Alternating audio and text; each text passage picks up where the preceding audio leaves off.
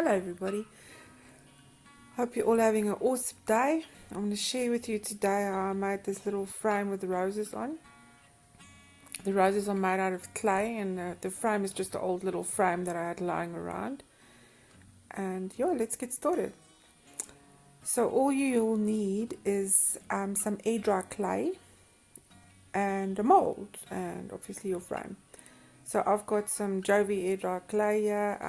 It's a little bit old, so I had to add some water to make it nice and malleable.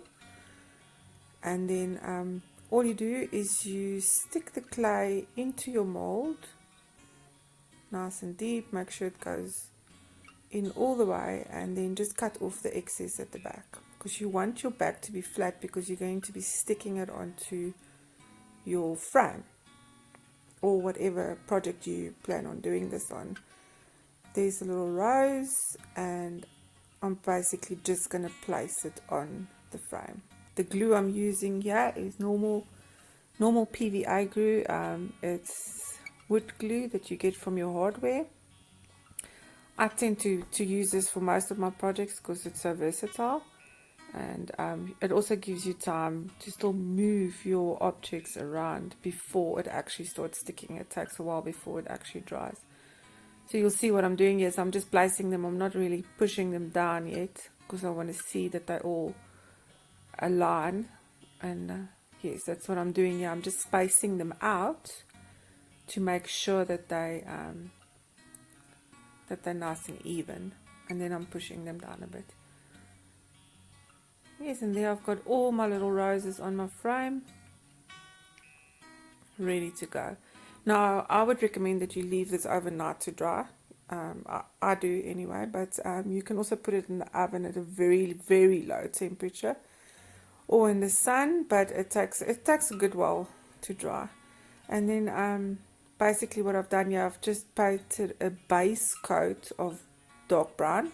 I usually put dark brown at the bottom of any textured project that I'm busy with, and then I proceed to use whatever color I want to use, going from the darker shade to a lighter shade.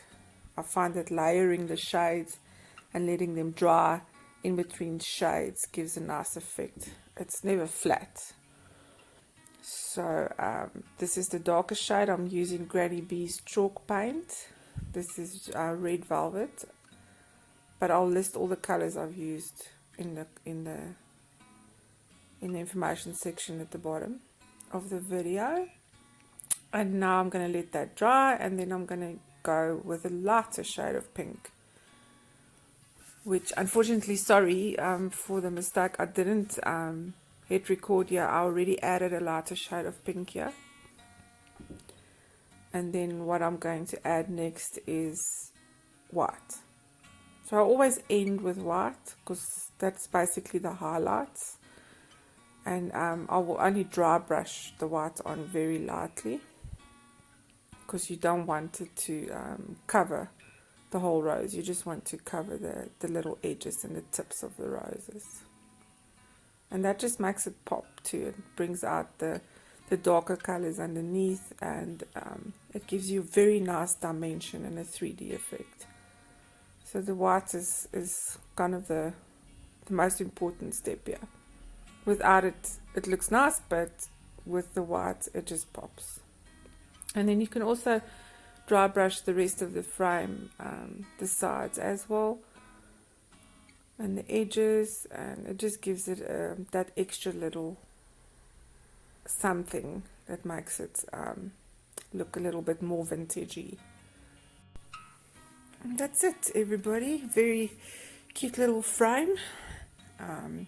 Here's some close-up photos of the roses, and there you can see the white highlights on the edges very nicely, and also the dry brushing on the actual frame.